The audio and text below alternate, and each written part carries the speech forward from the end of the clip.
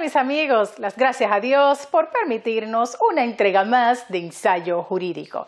En esta ocasión, temas puntuales sobre derecho de familia y migratorio. Y en la entrevista central conversamos con la licenciada Mariel Olivo. Ella es encargada del Departamento de Educación y Capacitación del Ministerio de la Mujer. Hablaremos sobre la violencia intrafamiliar en tiempos de COVID-19. Así que acompáñenos tras una breve pausa.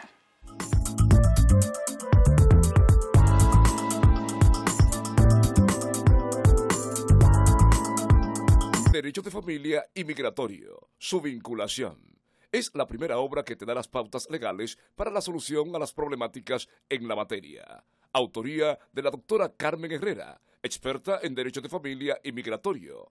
Adquiérela ya en Centro Cuesta Nacional, Gaceta Oficial y la Asociación de Abogados y Abogadas Independientes ANAI. Avenida 27 de Febrero, a esquina Abraham Lincoln, suite número 30, segundo nivel, Unicentro Plaza. También puedes llamarnos a los números de teléfonos 809-472-2782 y 809-683-1399. La violencia intrafamiliar puede ser psicológica, verbal o física. No la aceptes. Haz la denuncia. Déjate acompañar. No te quedes con la orden. Coméntale a los demás miembros de tu familia. Y en tu trabajo. No a la violencia. Queremos familias sanas e integradas. Demandamos más protección, asistencia integral y seguimiento de todos los autores del sistema. No más violencia contra las personas.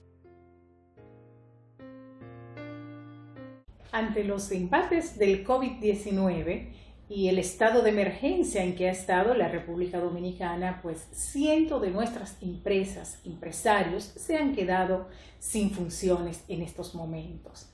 Pero antes de pensar en cerrar tu empresa o en una declaración de quiebra, deberías pensar en la fusión o escisión de la propia empresa. Esto lo contempla nuestra ley y además te va a permitir conocer otros posibles socios, mejorar tu producto y bajo una alianza estratégica, pues relanzar tu empresa. Para ello, tendrá que asesorarte de la manera indicada para que podamos ver la parte legal que nos plantea la propia Ley 479-08 con sus modificaciones de la Ley 3111, pues sobre las sociedades comerciales y empresas individuales de responsabilidad limitada. En base a la ley tienes esta gran oportunidad. Hay que analizar cada decisión, pues lo importante es continuar con tu negocio. Así que te invitamos a una asesoría ampliada.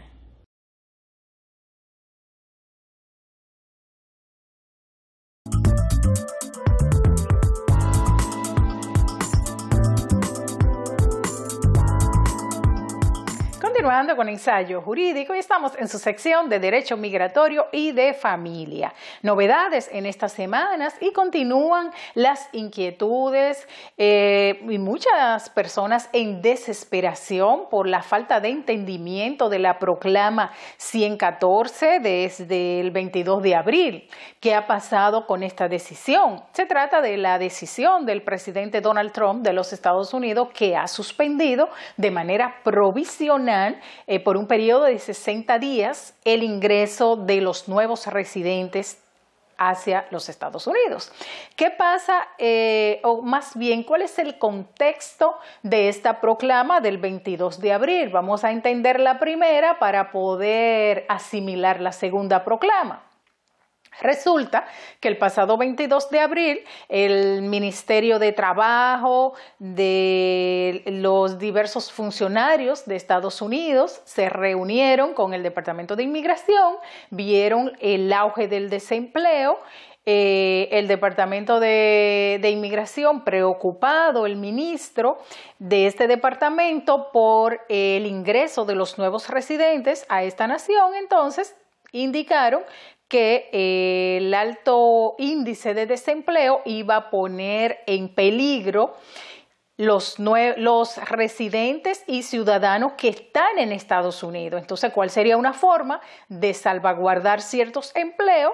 Suspendiéndole el ingreso de los nuevos residentes. Pero bueno, esto en principio se hizo, como decía, por 60 días y en la decisión del pasado 22 de abril. Ahora bien, ¿qué han hecho las autoridades de los Estados Unidos? El presidente Donald Trump, con esta facultad constitucional y legal que tiene, mediante la sección 212F, decidió extender una extensión a la proclama 114 del pasado 22 de abril. Esta extensión que abarca, entonces, prohíbe la entrada, el ingreso a los Estados Unidos a otros provistos del visado de no inmigrante o de trabajo H1B, personas que fueron beneficiadas con este visado para trabajar en empresas multinacionales que generalmente por más de 65,000 visas al año son otorgadas para las empresas que requieren de personal internacional con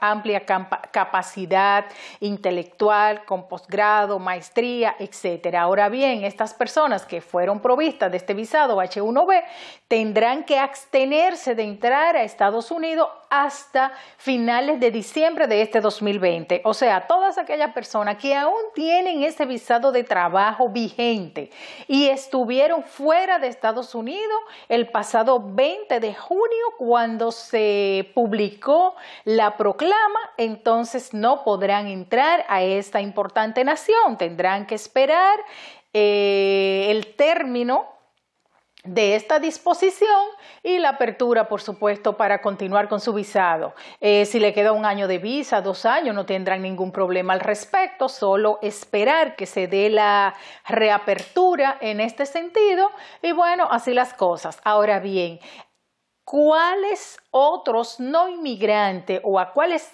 otras personas con visado de no inmigrante afecta esta disposición?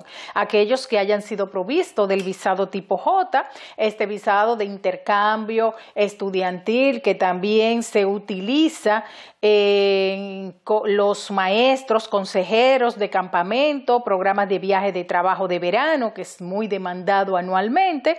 En lo que queda de año, pues este visado no se va a utilizar, no le van a permitir el ingreso a los Estados Unidos, no hasta después de diciembre de este 2020. También el visado tipo L, que este visado de trabajo es amplio y permite además que todos los beneficiarios del mismo puedan viajar en compañía de sus cónyuges e hijos menores de edad. En estos momentos, estos trabajadores que hayan sido provistos de este visado tendrán que abstenerse de utilizarlo si estuvieron fuera de Estados Unidos al momento que se divulgó la proclama. Se encuentran exentos de esta disposición las peticiones de los residentes para sus hijos, para su cónyuge, también los hijos de ciudadanos, el esposo, hermanos, todas las peticiones de los ciudadanos para sus beneficiarios. La reunificación familiar no se detiene. Ahora bien, ¿cuál es otro acápite de la ley? De las últimas disposiciones que se está aplicando, como siempre, de manera amplia, es la ley de carga pública. Se prohíbe el ingreso a los Estados Unidos de toda persona que pueda considerarse una carga económica, una carga pública para esta nación. Dentro de esto se encuentran las personas que carecen de un patrocinador, aquellas personas que puedan padecer algún tipo de enfermedad, que no tengan una propuesta laboral al momento de recibir su visado. La carga pública es muy amplia y bueno, estas personas que puedan acogerse a la misma, no se le permitirá la entrada hacia los Estados Unidos. Entonces, otro tema que también se está revisando de manera amplia es el tema del vínculo entre las partes, demostrar la relación entre peticionario y beneficiario. Como es natural, el UCIS, que es el Departamento de Inmigración, que siempre ha analizado todas las peticiones, es el departamento encargado de aprobar este expediente en primera instancia, porque estamos hablando de 3 instancias de una petición: UCIS y National Visa Center, y finalmente cuando el expediente llega a su país de origen, donde se va a demostrar si usted no ha tenido ninguna violación a las leyes penales, migratorias, no tiene algún conflicto que le impida el ingreso a los Estados Unidos. Recuerden que la sección 214B de la ley 212 establece que toda persona que pueda convertirse en carga para esta nación se le prohíbe su entrada. Generalmente esta sección se utiliza muchísimo para los visados B1, B2 de no inmigrante, pero se aplica en la reunificación familiar porque ahí vienen las demás normas, como les decía, la carga pública, ahora las disposiciones vigentes, y bueno, serán quizás muchas más porque la proclama 114 se va a revisar durante los primeros 30 días y consecutivamente a los 60 días, o sea que estamos hablando de una revisión constante que en cualquier momento podrán demandar de otra modificación. Entonces lo que tenemos que seguir es atento a estos temas migratorios. Vamos a dar una vueltecita al derecho de familia y vamos a hablar del divorcio para fines de matrimonio en nuestro país. ¿Por qué para fines de matrimonio? Porque muchas parejas se mantienen casados sin tener años de contactos, parejas que no tuvieron hijos, otros que sí lo tienen y de igual forma tampoco tienen contacto, pero se mantienen casados. Incluso personas que han ya establecido una relación de convivencia amplia y se mantienen legalmente casados, civilmente casados. Entonces llegó el momento de formalizar un casamiento con fines de una petición de inmigración hacia Estados Unidos o cualquier otra nación. ¿Cuál es la problemática aquí? Bueno, vamos a realizar el divorcio, pero entonces se apresuran, realizan un divorcio e inmediatamente el matrimonio.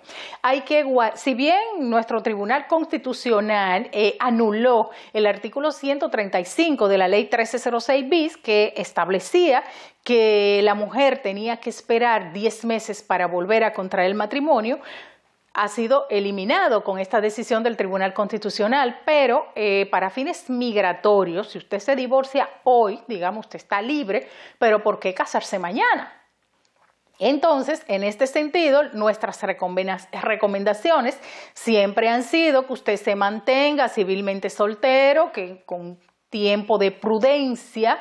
¿De cuánto podríamos hablar de esa prudencia? Hasta de 1 año. ¿Por qué? Porque va a generar más confianza, más credibilidad de su expediente, pero cuando ya hay hijos de esta nueva pareja, aún estando casado con otra persona, créanme que cuando el expediente llega al UCIS que le mencionaba anteriormente, este departamento que filtra la preaprobación de su petición, realmente tenemos que llegar a este departamento con documentos contundentes, con posiciones contundentes que conlleven a los oficiales de inmigración que trabajen en su caso a la aprobación, no así a las interrogantes, a requerir otras evidencias, a requerir aclaraciones sobre el vínculo entre las partes en una petición. Tenemos que educar un poco en esta parte porque son cientos y cientos de peticiones que están siendo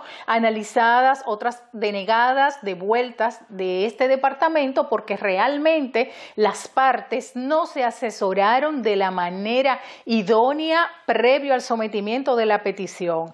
Antes de someter una petición analizamos todos los documentos civiles, la historia de la pareja, la historia de la familia, incluso a veces hasta los apellidos, ese análisis amplio a estos documentos que generalmente es el que demuestra si hay alguna tachadura, rayadura en un acta, alguna incongruencia que va a motivar a una investigación amplia y a una devolución del expediente del Departamento de Inmigración correspondiente. Esto es lo que hay que evitar. Está envuelto el tiempo de espera, los costes del procedimiento y bueno, y todas las emociones que tienen que ver con las familias, con los jóvenes, con los menores de edad, con los adultos mayores dentro de una petición. Entonces, en este orden es importantísimo aclarar todos estos tópicos previo a su petición. Pero bueno, también hay otro tema que me gustaría aclararles y es que desde el 2019 el Departamento de Inmigración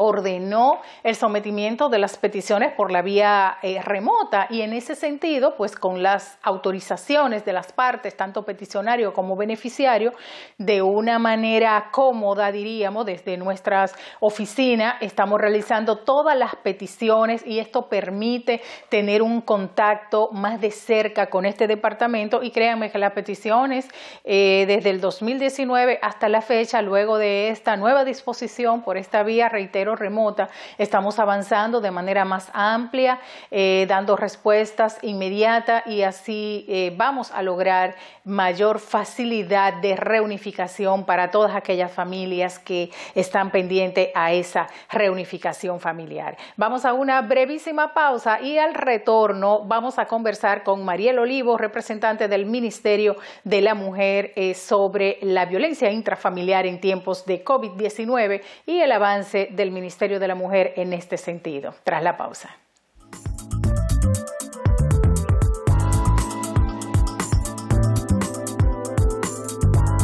Derecho de familia y migratorio. Su vinculación. Es la primera obra que te da las pautas legales para la solución a las problemáticas en la materia. Autoría de la doctora Carmen Herrera, experta en Derecho de Familia y Migratorio.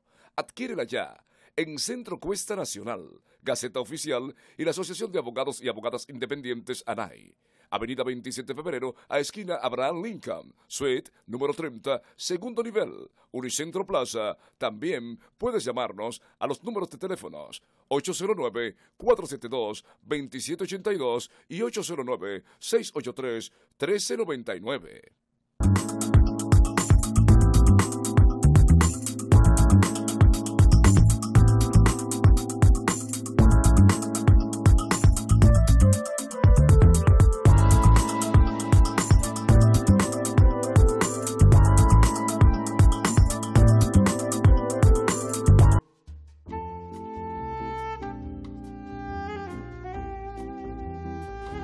El deterioro de su pasaporte visado.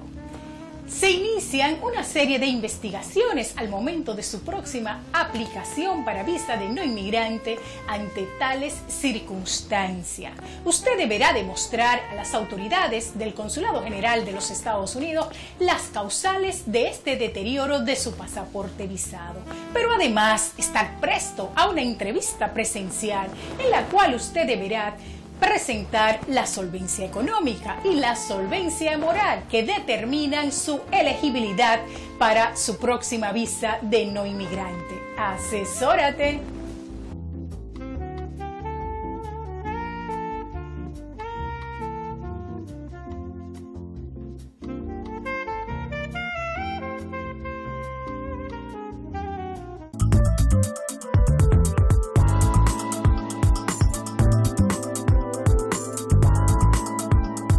Bien, continuando con Ensayo Jurídico, estamos en su entrevista central y nos place presentar a la licenciada Mariel Olivo, quien es encargada de educación del Ministerio de la Mujer.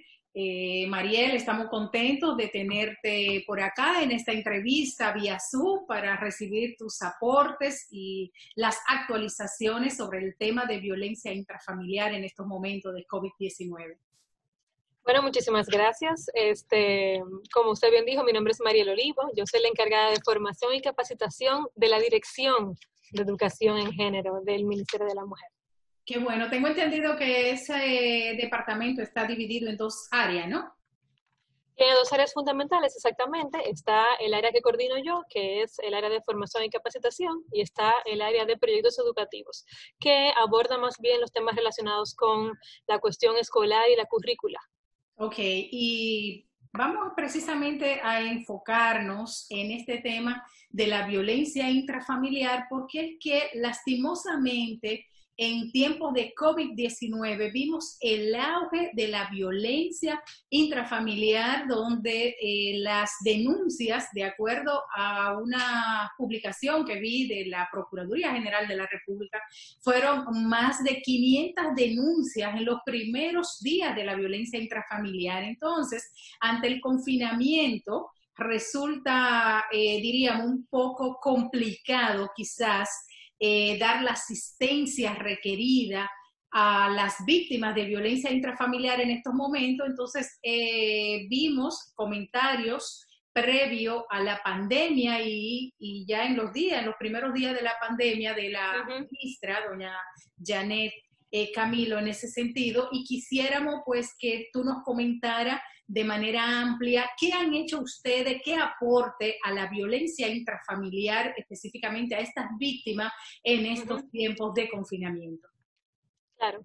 Bueno, el Ministerio de la Mujer se ha mantenido en constante trabajo a pesar de las medidas tomadas por el gobierno de la República Dominicana, a pesar de la situación de emergencia declarada y a pesar de la pandemia y el distanciamiento físico que implica dicha pandemia.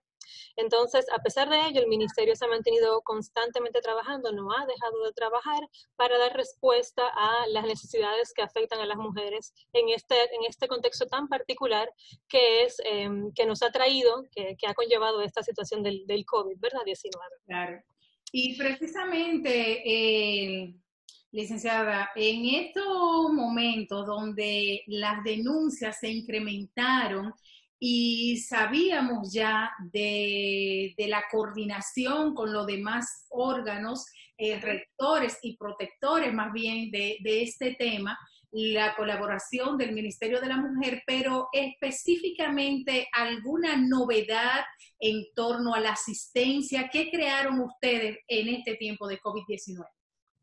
Claro que sí. Déjame antes de compartir un poco de las estadísticas que hemos estado levantando a raíz de la declaratoria de emergencia que ha traído consigo el COVID-19.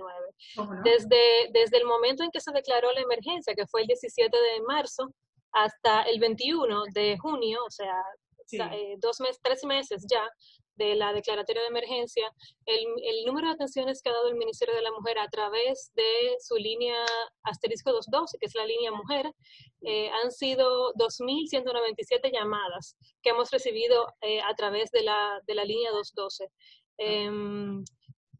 Ha sido fluctuante la recepción de esas llamadas durante todo el proceso, durante todo el tiempo, ¿verdad?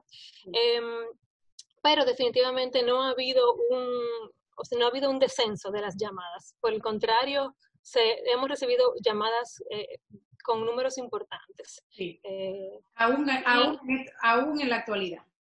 Claro que sí, claro que sí. Por ejemplo, en junio, en lo que va de junio hasta el 21 de junio, se habían recibido aproximadamente 500 llamadas, solamente en el mes de junio. Okay. Entonces, eso da cuenta de que independientemente de la situación de pandemia, o a pesar de ella,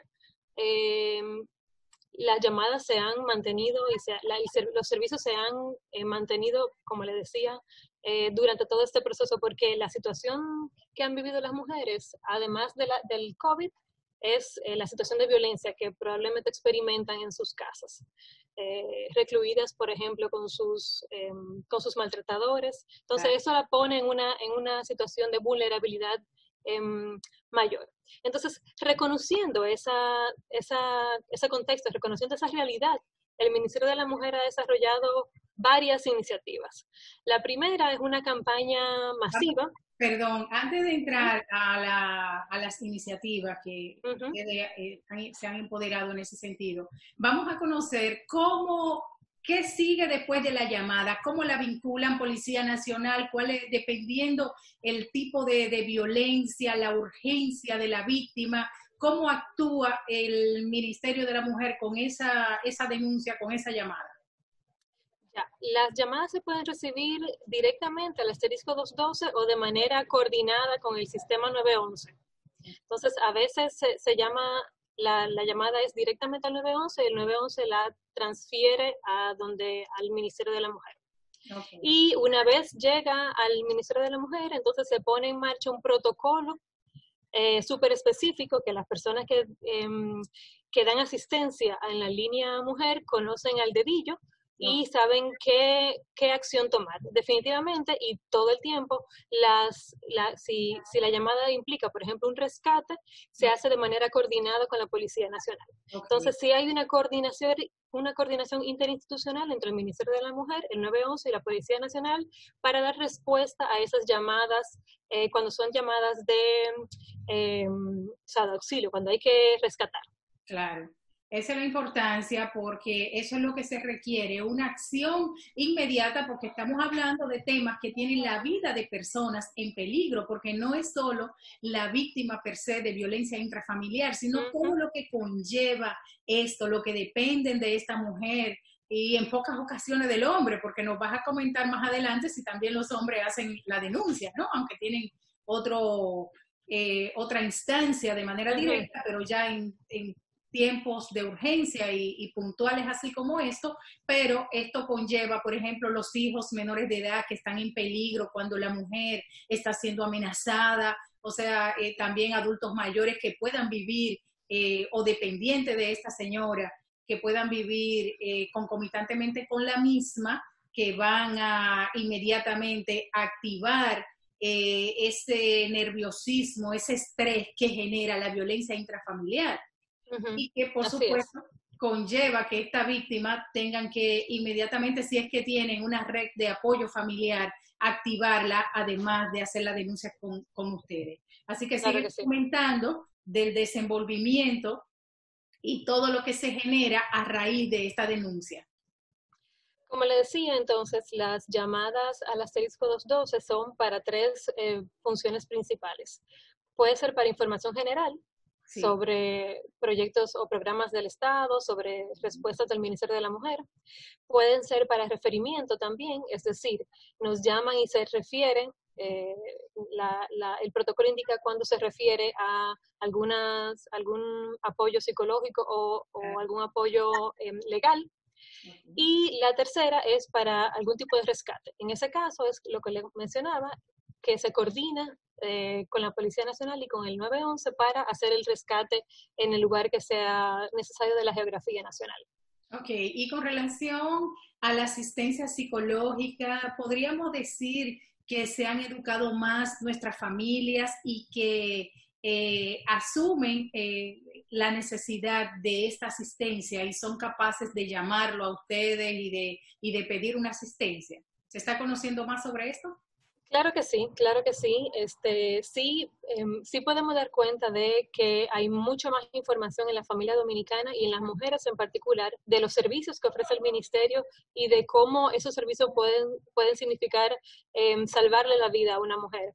Entonces, en ese sentido sí hay muchísimo más conocimiento a través de, por ejemplo, todas las campañas que ha desarrollado el Ministerio de la Mujer, a través de las redes sociales, de los medios de comunicación. También son una manera de visibilizar esos servicios, visibilizar la necesidad de identificar la violencia, no normalizarla, sino identificarla y saber hacia dónde dirigirse. Y la llamada que se dirigen directamente hacia el asterisco 212, hacia la línea mujer, entonces sí son llamadas más de, si necesitan ser referidas en términos psicológicos, por ejemplo, sí son llamadas ya entonces que se le hace un protocolo específico que la Dirección de No Violencia, la Dirección de Prevención y Atención de la Violencia lo tiene súper claro de cómo abordar las situaciones de o sea, a partir de la situación que se genere, a partir de la situación que se está experimentando, abordar entonces el acompañamiento psicológico de la víctima y a veces también de sus familiares, de sus hijos, claro, e hijas. el seguimiento, sobre todo en estos casos, porque digamos que erradicar la violencia intrafamiliar será un tema de muchísimos años y quizás una utopía. Queremos realmente tener control de la misma asistencia, evitar los feminicidios en el país, que precisamente, y lastimosamente vimos que en tiempo de cuarentena pues sucedieron varios, y esto de verdad que no ha desconcertado a todos. Pero fíjate, otro aspecto, y para que pasemos a otro aspecto que yo definitivamente siempre he entendido que el Estado Dominicano debe de tener una asistencia más integral con todas las víctimas de violencia intrafamiliar, porque en muchos casos, muchísimos casos en nuestro país, el factor económico, el desempleo, la dependencia económica de esta mujer ha conllevado en muchísimos casos a que ellas se conviertan en la víctima porque se dedican a aguantar, porque no pueden sostener económicamente el hogar ni cubrir los gastos de sus hijos. Entonces, ustedes están vinculados a otras instituciones como es natural, como nos comentaba, de manera eficiente, la Policía Nacional, el vínculo, el 911 y el área de asistencia emocional o psicológica. Pero este factor económico, laboral, que el Estado Dominicano debería de tener una participación directa, y ustedes, por supuesto, van a ser el vínculo más importante para tener esas estadísticas que me comentaba del número de denuncias y demás, donde ustedes entran con los casos en un conocimiento de esa familia. El Estado Dominicano debería conocer las causales que permitieron que esa mujer haya aguantado violencia intrafamiliar por años. Tenemos que ir, Mariela, a una brevísima pausa, pero al retorno yo quiero que me comentes si ustedes tienen ya algún vínculo con el Ministerio de Trabajo, con algún ministerio del Estado Dominicano para tratar de fortalecer esa parte. De acuerdo.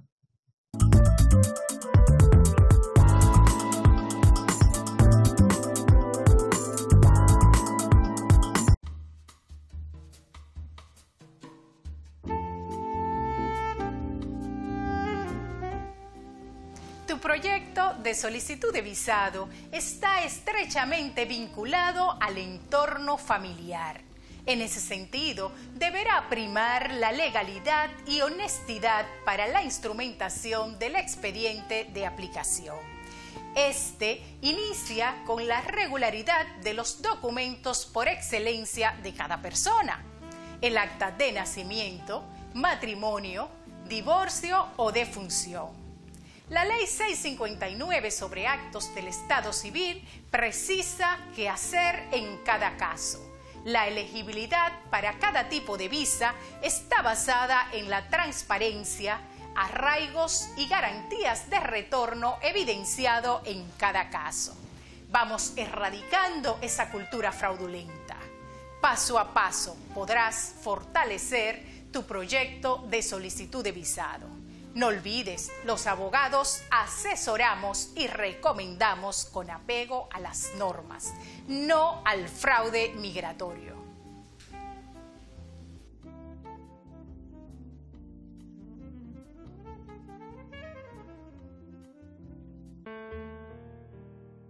La violencia intrafamiliar puede ser psicológica, verbal o física.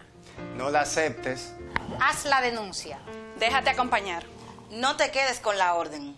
Coméntale a los demás miembros de tu familia. Y en tu trabajo.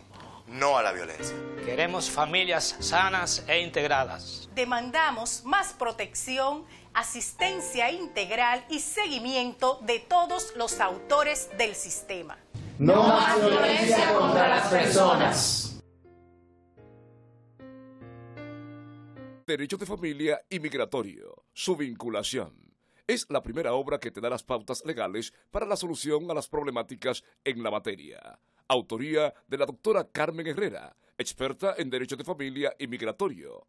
Adquiérela ya en Centro Cuesta Nacional, Gaceta Oficial y la Asociación de Abogados y Abogadas Independientes ANAI. Avenida 27 de Febrero, a esquina Abraham Lincoln, suite número 30, segundo nivel, Unicentro Plaza. También puedes llamarnos a los números de teléfonos 809-472-2782 y 809-683-1399.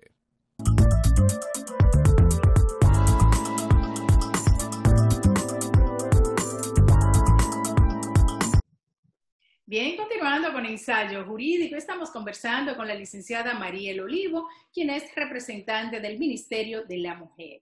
Mariel, antes de ir a la pausa, conversábamos sobre la asistencia del Ministerio de la Mujer a todas las familias y las personas víctimas de violencia de género. Y bueno, y me comentaba de esa asistencia amplia y coordinación inmediata con la Policía Nacional, con el 911.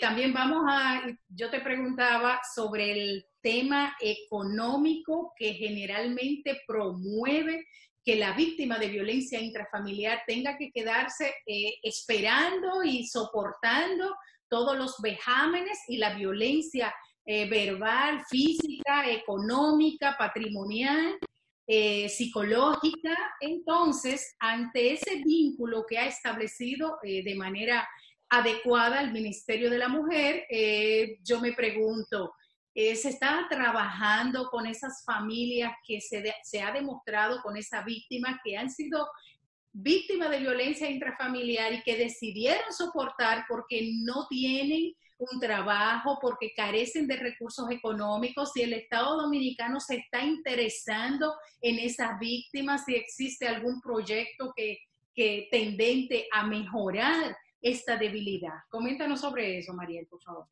Sí, bueno, yo creo que primero, antes de abordar eso, quisiera que explicar un poco cómo el organigrama del ministerio para que se entienda más bien las diferentes funciones que desarrolla el ministerio. Sí, en el ámbito de la mujer solo y de la violencia y eso, entre otras cosas que ustedes hacen que quizás no sea del tema, pero que si están vinculadas, pues con mucho gusto es importante conocerla.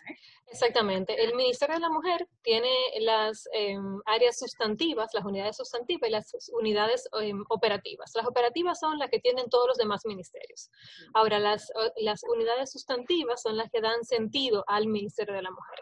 ¿Y cuáles son esas unidades sustantivas? Está la Dirección de Educación, que es donde yo trabajo, que tiene el área de formación y capacitación, como le comentaba, y el área de proyectos educativos. Luego está la Dirección de Prevención y Atención de la Violencia, que es el área desde donde se trabaja específicamente la prevención y la atención a casos de violencia contra las mujeres. Está la Dirección de Derechos Integrales de la Mujer, que ahí desde esa dirección se abordan los elementos relacionados con derechos económicos, sociales y culturales, y hay una serie de acciones dentro de esa dirección que apuntalan, que están enfocadas a apoyar el desarrollo socioeconómico de las mujeres, sean víctimas o no de violencia contra las mujeres en el ámbito familiar, intrafamiliar o en el ámbito público, ¿verdad? Está la dirección de oficinas provinciales, que son las diferentes, el Ministerio de la Mujer cuenta con 57 oficinas provinciales y municipales en todo el territorio nacional que funcionan también para dar respuesta y descentralizar el Estado en las diferentes regiones en donde se encuentran. Y está la Dirección de Coordinación Intersectorial, que se trabaja de manera relacionada con OEGDs, con las oficinas de equidad de género del Estado, también con las cuestiones legales, el departamento jurídico, el departamento legal, pero lo que le quería mencionar es que dentro de la dirección... Mariel, de esos departamentos que me ha mencionado, hay dos que realmente me llaman la atención y que tengo entendido que pueden tener un vínculo más directo con esta problemática de la violencia intrafamiliar. El departamento socioeconómico, que va a conocer de alguna manera las problemáticas económicas que sufran estas víctimas de violencia, y el departamento jurídico, que sé que ustedes mandan audiencia, le prestan la debida asistencia a las víctimas de violencia cuando los casos son judicializados. La Dirección de Prevención y Atención de la Violencia es que hace ese tipo de trabajo, de acompañamiento legal y acompañamiento psicológico a las víctimas, pero ustedes saben que el ministerio solamente acompaña legalmente a las víctimas, y que las denuncias se ponen obviamente en la Procuraduría General de la República. Y la Dirección de Derechos Integrales de las Mujeres, que aborda los derechos económicos, sociales y culturales. Por ejemplo, se desarrollan proyectos para apoyar en términos socioeconómicos a las mujeres. Otra de otros elementos que también trabaja el Ministerio de la Mujer es que, por ejemplo, justamente en la Dirección de Educación en Género, que es de donde yo trabajo, está el centro María Teresa Quidiello, que está ubicado en Los Alcarrizos, que se hace, es un centro a través del cual, en coordinación con Infotep, se desarrollan toda una serie de cursos de capacitación técnica a mujeres y hombres para... Y hombres ya víctimas de violencia intrafamiliar. No necesariamente. Ustedes lo tienen abierto a todo aquel que le interesa. Exactamente. Es un centro que se desarrolla en Los Alcarrizos, que tiene su área de acción en Los Alcarrizos, pero que no está enfocado específicamente para mujeres que han sido víctimas de violencia, okay, sino que está enfocado en proveer de oportunidades y de apoyar el desarrollo económico y de capacitación técnica a mujeres y hombres. Entonces ahí se dan cursos y capacitación técnica en muchísimos aspectos, en ebanistería, en repostería, en panadería, en secretariado, en informática, en masajes. Ahí eso sí se hace de manera coordinada con el Infotep. Exactamente. Bueno, eso es muy oportuno, y de hecho está dentro de las políticas que diríamos que de alguna manera podrían ser preventivas, porque aquellas personas que están capacitándose, que están ocupadas, pues van a tener otro modo de accionar, no así el modo de la violencia, excepto aquellos que de una manera directa, pues ya sean personas violentas que ameriten un acompañamiento profesional y de salud en ese sentido. Pero específicamente en el departamento socioeconómico, mi interés en conocer o en proyectar, si es que realmente no se hace esa proyección de todas esas víctimas de violencia intrafamiliar que se han trabajado, que se están trabajando, que se conozca más bien su falta de recursos económicos, la falta de un trabajo digno, para que ustedes también puedan, en coordinación con el Estado Dominicano, divulgar ese patrón, y el Estado Dominicano pueda enfocarse en mejorar o asistir a estas personas que realmente son víctimas doblemente, porque no tienen una respuesta del Estado Dominicano en torno a la posibilidad de un trabajo para ingresos adecuados, para poder soportar la carga que día a día vemos, como a veces no dan una respuesta oportuna porque ya otros temas que no tienen que ver con ustedes, que es con la Procuraduría General de la República, no reciben por la vía adecuada las órdenes, y a veces veíamos que mujeres fallecían con una orden de alejamiento o de arresto en su gavetero, en su casa, en su cocina. Ya esas son cosas que no deberían de suceder en el país, y que ciertamente dentro de las políticas de educación preventiva, de colaboración integral, pues ustedes tienen que ver todos esos aspectos para saber cuáles son las áreas que tienen que atacar. Sí, recordar que el tema laboral sí es un elemento agravante.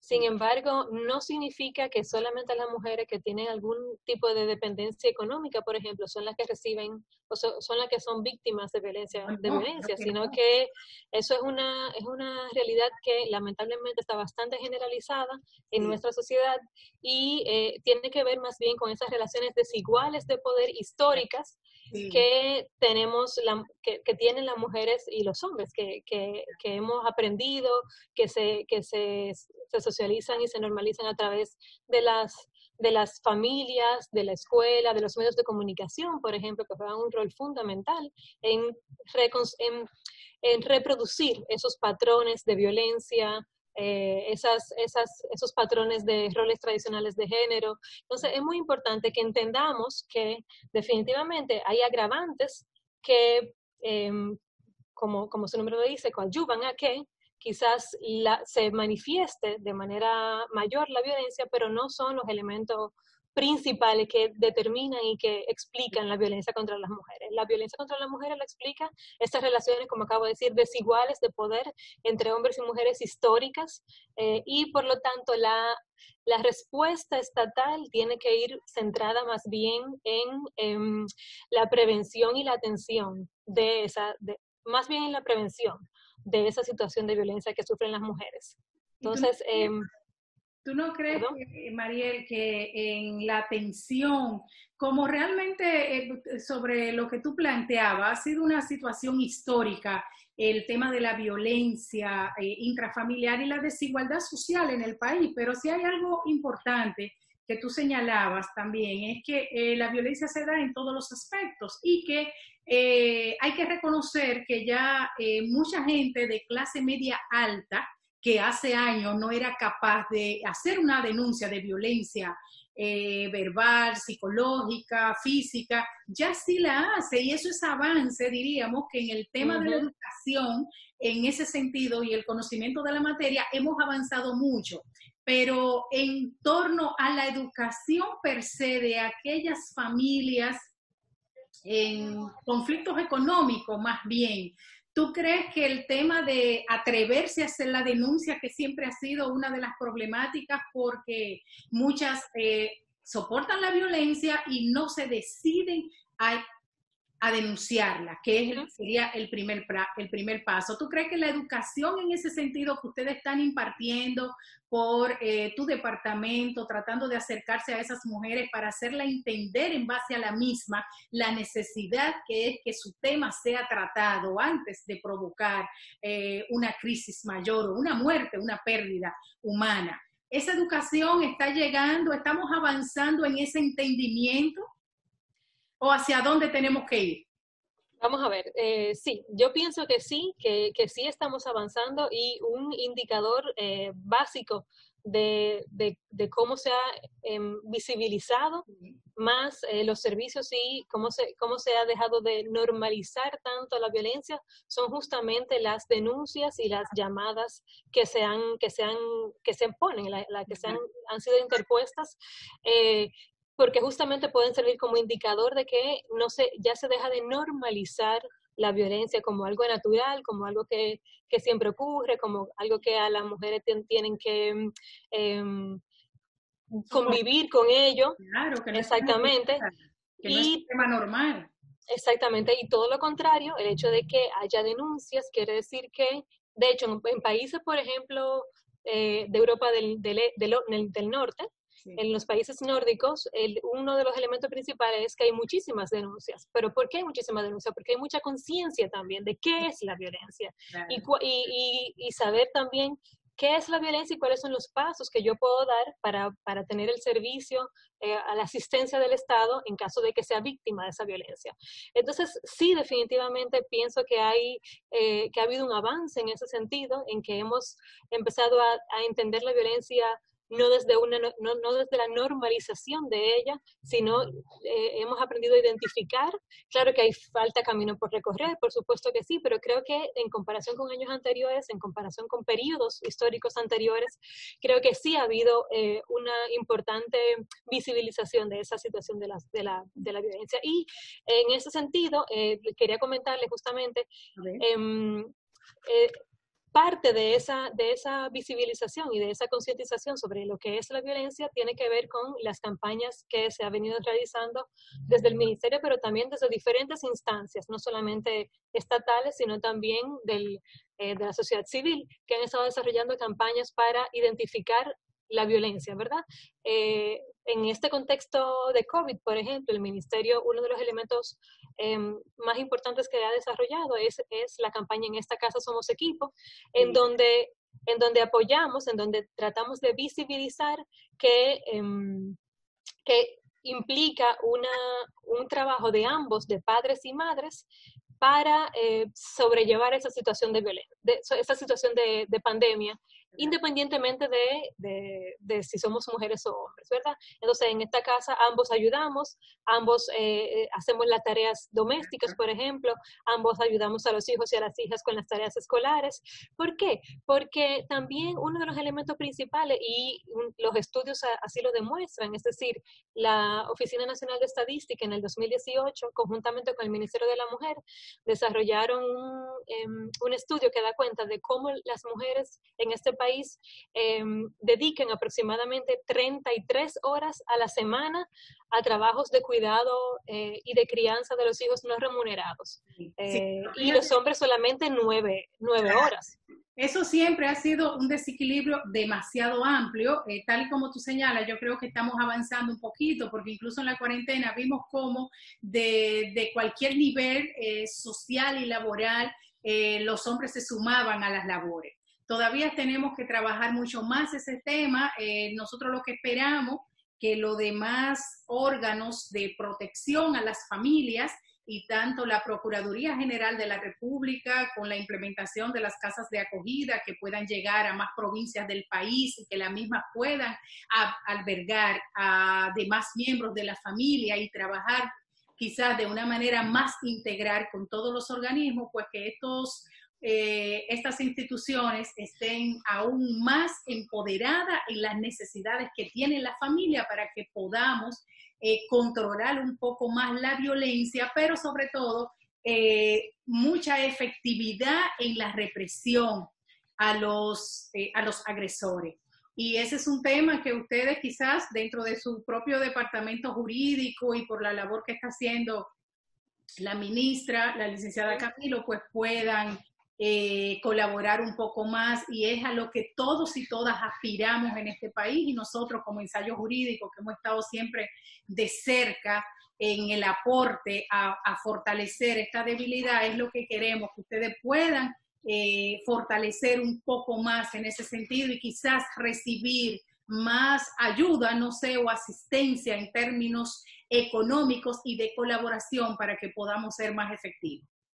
Claro que sí, definitivamente. Y bueno, la ley 2497 es una ley punitiva, es decir, que el enfoque es un enfoque penal.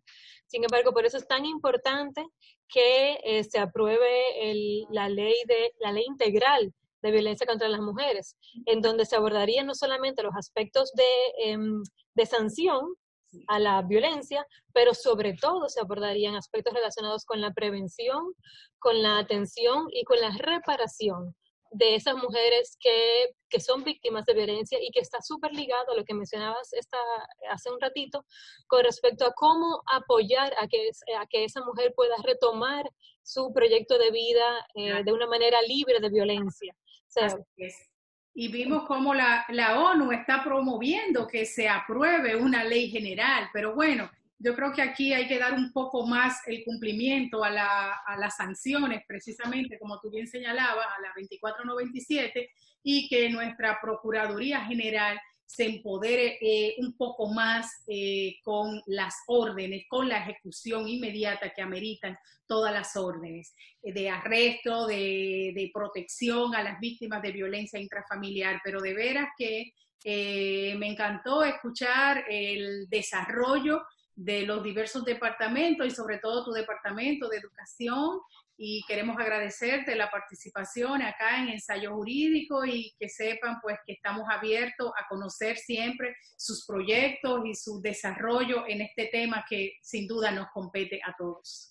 Claro que sí, solamente añadir que desde las diferentes esferas en donde nos encontremos, desde sea el Estado, sea la ONGs, desde el sector público, privado, desde las empresas, desde las juntas de vecinos, desde cualquier espacio en el que nos desarrollemos, tenemos un rol que jugar para prevenir la violencia contra las mujeres. Y es importante que lo juguemos, que cada quien, que cada institución, que desde los diferentes espacios juguemos nuestro rol para prevenir la violencia contra las mujeres, porque es una situación que nos afecta de manera negativa a todas y a todos, claro, no solamente a las mujeres. Así es, y para tener una mejor nación, pues necesitamos ciudadanos y ciudadanas educados y respetuosos, y sobre todo con amor al prójimo. al prójimo. Así que te agradecemos muchísimo tu participación, Mariela, acá en Ensayo Jurídico, y vamos a recomendarte a ti y a todas las víctimas de violencia, a todos los ciudadanos en general. Vamos a dejar todas las cargas y todas las problemáticas en manos de Dios. Él tiene la solución. ¿Cómo no creer en Dios? Y hasta la próxima entrega de Ensayo Jurídico. ¿Cómo no creer en Dios? Si me ha dado los hijos y la vida, ¿cómo no creer en Dios? Si me ha dado la mujer querida, ¿cómo no creer en Dios? Si lo siento en mi pecho a cada instante, en la risa de un niño por la calle, o en la tierna caricia de una madre. ¿Cómo no creer en Dios? Si está en las viñas y en el manso trigo, ¿cómo no creer en Dios? Si me dio la mano abierta de una